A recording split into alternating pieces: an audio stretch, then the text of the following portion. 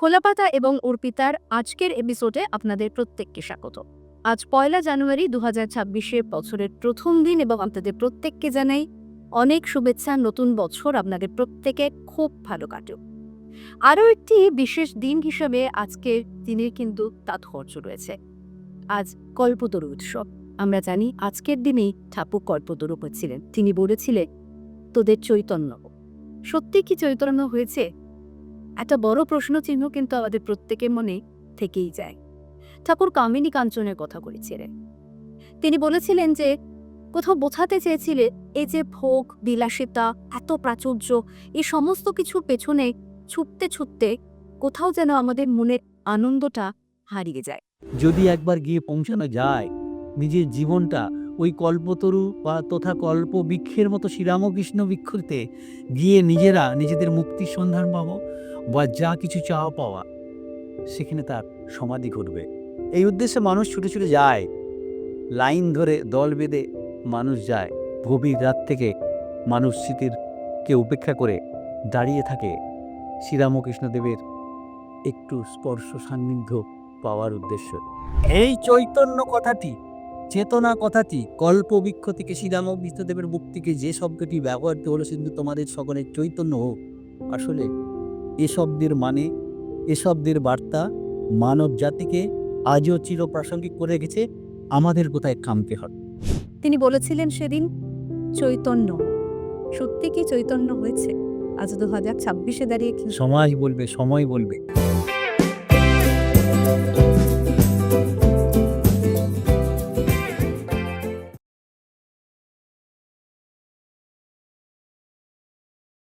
শুরুতেই যেটা জানতে চাইব যে শ্রী রামকৃষ্ণ পরমহংসদেব তিনি ঠাকুর হিসেবে, দেবতা হিসেবে আমাদের যত না কাছে এসেছেন, তার থেকে অনেক বেশি আমাদের মনের মানুষ, কাছের মানুষ হিসেবে কি আমরা তাকে পাইনি?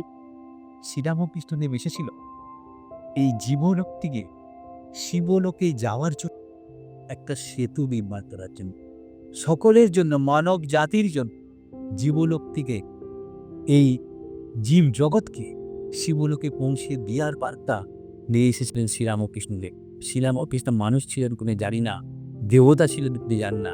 সারদার মধ্যে দেখা করেছেন দেব মানব। একটি মানুষকে দেবতা পেয়ে আসতে গেলে যা করতে হয় তিনি সেই ভূমিকা পালন করেছেন। আবার একটি দেবতাকে তার অবতার লীলা মানব জগতে সেটিকে রেখে যাওয়ার জন্য যেটি করতে হবে, তার নাম তাকে মানুষ হয়ে আসা। সেই মানুষ হয়ে মানুষ রূপটি ধরে মানুষের সমস্ত ক্রিয়াকর্ম করে মনুষ্যত্বের বিকাশ ঘটিয়ে তিনি বলে গেছেন, যাবৎ বাঁচি তাব শিখি। শ্রীরামকৃষ্ণদেব সেই দেবতা ও মানুষের দূরত্বটি কমাতে এসেছে আমাদের কাছে। যারা ধরে ধরে যাচ্ছে তারা ওই শব্দটাকে যদি একটু অনুভব করার চেষ্টা করে, গাড়ি বাড়ি সম্পদের জন্য এগোবে না। যেটি কিছুক্ষণ ধরে আমার মনের মধ্যে আসছিল, সমাজটা বড় বেহায়া। সমাজ চায় নিজের আত্মসুখ, কিন্তু আত্মমুক্তি কেউ চায় না। আত্মমুক্তি পাওয়ার জন্য তার যেটি দরকার সেটির নাম চৈতন্য। চেতনা থেকে চৈতন্যে উত্তরণের নামই হচ্ছে শ্রীরামকৃষ্ণ। তিনি আমাদের চেতনার গড়ায় কুঠাঘাত করে তিনি আমাদের চৈতন্যে উত্তরণের পথটি দেখিয়ে গেছেন। শুধু মানুষের মুক্তির জন্য, মানুষকে উদ্ধার করার জন্য শ্রীরামকৃষ্ণদেব অবতার আসেননি। শুধু গিরিশ ঘোষের মতো মাতাল চরিত্রহীন মানুষকে উদ্ধার করার জন্য শ্রীরামকৃষ্ণদেব অবতার হিসেবে আসেননি। মনুষ্য সমাজের সাথে সমস্ত প্রাণীকুল, কীট পতঙ্গ, মাছ, জলের মধ্যে যারা বাস করে, তাদেরও উদ্ধার পাওয়ার জন্য শ্রীরামকৃষ্ণদেব তার জীবনে এই ক্যান্সার রোগটি যেচে নিয়েছে মানব মুক্তির পথপ্রদর্শক হিসেবে। বর্তমান প্রেক্ষাপটে যখন শান্তির ভীষণ প্রয়োজন, এই অবস্থায় দাঁড়িয়ে শ্রী রামকৃষ্ণের মতন মহামানবের প্রয়োজনীয়তা আরও বেশি করে অনুভব হয় নাকি? কল্পতরু দিবস, কল্পতরু শ্রীরামকৃষ্ণ, দেব মানব শ্রীরামকৃষ্ণ। দেবতাকে কিভাবে মানুষ রূপে আসতে হয় তার অবতারত্ব প্রমাণ করতে ভগবান শ্রীরামকৃষ্ণদেব যেন সেই খেলায় মেতেছিলেন। সেই দিন তার অসুস্থ শরীরে মানুষকে কিভাবে দেবভাব তার নিজের মধ্যে সেটিকে নিজে পর্যবসিতভাবে দেবতার রূপটিকে মানবের রূপে রূপান্তরিত করে দেবতার ভাবটিকে মানুষের কাছে পৌঁছে দেওয়া, অপর নাম কল্পতরু। কল্পতরু মানে কল্পবৃক্ষ। আজকে কল্পটিকে বাদ দিয়ে যদি বৃক্ষ বলি, তার নাম শ্রীরামকৃষ্ণ। বৃক্ষকে আমরা দেখেছি তার সমস্ত অঙ্গগুলি মানুষের সেবায় নিয়োজিত।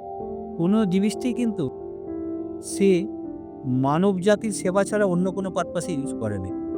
গাছ জন্মালো, তার ফল, পাতা, ছায়া এবং তার শরীর যাওয়ার পরও সেই কাষ্ঠগুলোও মানুষের প্রয়োজনে লাগে। আবার পশু পাখিরাও তার কোঠরে আশ্রয় নেয়।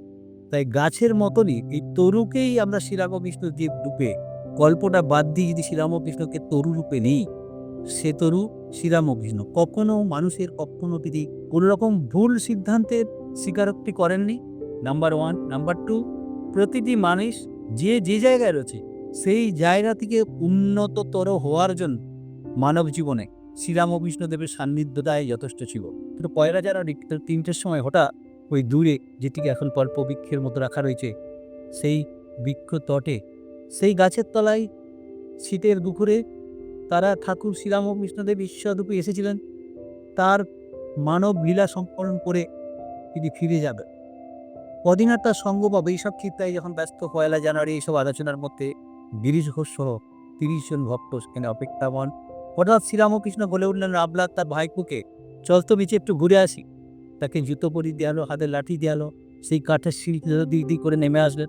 সামনে সুন্দর ছোট্ট পুষ্করণী, তাকে অতিক্রম করে সুরকির রাস্তা সোজা চলে আসলেন ওই মিটমিটির সামনে যে কল্প বৃক্ষতলের মতো যে জায়গাটি করা রয়েছে। এখন শ্রীরামকৃষ্ণদেব সরাসরি এসে পৌঁছে গেলেন সকলের প্রতিনিধি, মানব জাতির প্রতিনিধি গিরিশ ঘোষের সামনে। হঠাৎ সবাই দূর থেকে দেখছেন যে শ্রীরামকৃষ্ণদেবকে পাল্টি খেয়ে ঘুরিয়ে দিতে হয় শোয়ার জন্য, বাথরুম করতে ধরে বাইরে নিয়ে যাওয়া যায় না, রুগীর প্রতি সমস্ত কিছু ক্রিয়াকর্ম করেন। সেই মানুষটা হঠাৎ দরদর করে হেঁটে আসছেন, তাহলে কি তিনি সুস্থ বোধ করছেন, সুস্থ হয়ে গেছেন? সবাই তাকিয়ে আছেন বিস্ময়ের সাথে। তিনি সরাসরি সোজা এসে একজন গিরিশ ঘোষের মতো মানুষের কাছে, যিনি আমাদের প্রতিনিধি হিসেবে বেছে নিলেন, তাকে বলছেন প্রথম কথা, হে গিরিশ, তুমি যে একে একে সকলকে বলে বেড়াও আমার সম্পর্কে, আমার মধ্যে কি দেখেছো তুমি?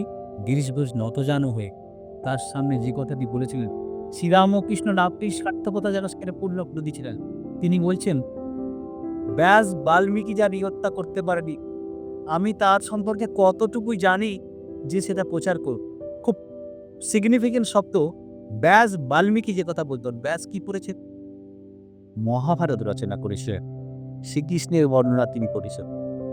আর বাল্মীকি করেছেন রামায়ণ রচনা করেছেন। সেই বাল্মীকি রামায়ণ রচনা করে রামের যে প্রতিভা সেটিকে তিনি উপস্থাপিত করার চেষ্টা করেছেন রামায়ণের মধ্যে। তাহলে বলছেন ব্যাস বাল্মীকি যার হত্যা করতে পারেনি রাম এবং কৃষ্ণকে, আমি তার সম্পর্কে কতটুকু জানি যে তোমার সম্পর্কে আমি বলে বেড়া।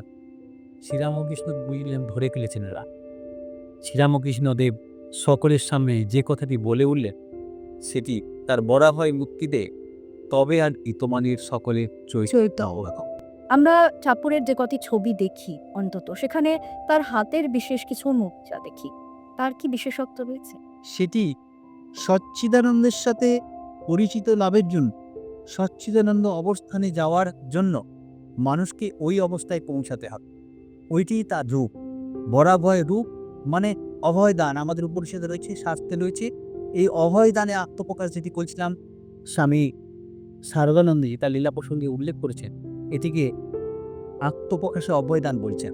এই অভয় দান আমরা দেখেছি যখন মা কালীর মূর্তি দেখি, তার একটা ভীষণ শক্তির রূপ দেখি তার খর্বহস্তে। সেই ভক্তদের যারা হিংস্র, যারা শক্তির পূজারী, বা যারা তাদের জীবনে এমন কিছু লক্ষ্য রয়েছে, নিজেরা বেশ কিছু সম্পদ সংগ্রহ করে নিজেরা শক্তিশালী হতে চায়, তাদের জন্য খর্ব, মুন্ডমালা সেগুলি দেখিয়ে দিচ্ছেন। আবার এক হাত তার এইরকম অভয় দানটি রয়েছে, সেটি হচ্ছে মানুষকে সেই সন্ধানটিও মা দিচ্ছেন যে তোমার ওইখানে শেষ নয়, তোমার চাওয়া পাওয়ার শেষে তোমাকে অবশ্যই তোমাকে অভয় স্থানে পৌঁছাতে হবে। তুমি ঈশ্বরের কাছে অভয় প্রার্থনা করবে, তোমাকে অভয় দান করলে তোমার মুক্তির পথটি, তুমি সচ্চিদানন্দের সাথে তুমি মিলনের সুযোগ পাবে। মনুষ্য জীবনের উদ্দেশ্য ঈশ্বর লাভ, সেখানে অভয়দানটি বিশেষভাবে তাৎপর্যপূর্ণ এবং প্রয়োজন। সেখানেই ওই বরাবাই মূর্তি বা তার ওই মুদ্রা আমরা দেখতে পাই। ঠাকুর তো অত্যন্ত রসিক মানুষ ছিলেন এবং খাওয়া দাওয়া নিয়ে তার অনেক গল্প রয়েছে, অনেক মজার মজার গল্প রয়েছে। যদি আমরা একটা দুটো গল্প একটু শুনি। একটি বাচ্চা ছেলে বাবাকে রোজ পুজো করতে দেয়। একদিন বাবা বলল, তুই তো রোজ পুজো দেখিস, আজকের পুজোটা তুই করিস, আমি একটু বিশেষ কাজে চলে যাচ্ছি, মা রয়েছে তোর সমস্ত সহযোগিতা করবে, আজকে থাকবো গিয়ে বউটুক দিয়ে তুই পুজোটা করিস। বাচ্চা ছেলে বাবা বলে গেছে, তাই সে পুজো করতে উঠল। ফল টল কেটে সমস্ত প্রসাদের পাত্র দিয়ে তার আরাধ্য তাকে পুজো করতে বসেছে। দরজা খুলছে, অনেকক্ষণ ধরে একবার করে চোখ বুঝছেন আর ঠাকুরের দিকে তাকাচ্ছেন। অনেকক্ষণ তো দিয়েছি, এগুলো খেয়ে নাও, খাচ্ছ না কেন? বাবা তো এতক্ষণ ধরে পুজো করে না, আমার বলে এত কষ্ট দিচ্ছ কেন? খেয়ে রাখ। ওটা দেখা গেল কিছুক্ষণ পরে থালাটার পাত্রটা শূন্য। এবার বক আনন্দ করতে ঠাকুর খেয়েছে, সেই পাত্রটা নিয়ে ছুড়ে এসছে। মা বলছে, কিরে তুই উপরে বসে দিয়েছি, সবগুলো খেয়ে চলে এলি?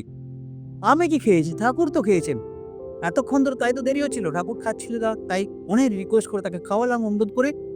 মা তার জন্য তার দিকে তাকিয়ে তো বাবা ফিরে এসে করলো, কি হয়েছে? বললো, দেখো না সবগুলো খেয়ে এসে বলছে ও নাকি ঠাকুরকে খাইয়েছে। ছেলের কথা সে বিশ্বাস করে তার ব্যাকুলতা দেখে তার বাবা বলল, তোর যে সত্যিকারের ব্যাকুলতা, সেখানে আমি হার মেনেছি বাবা। ঈশ্বর তোকে দেখা দিয়েছেন, তুই সেই ভাগ্যবান, তোর ব্যাকুলতায় সে দর্শন হয়েছে। তিনি বলেছিলেন সেদিন চৈতন্য, সত্যি কি চৈতন্য হয়েছে? আজ 2026-এ দাঁড়িয়ে সমাজ বলবে, সময় বলবে।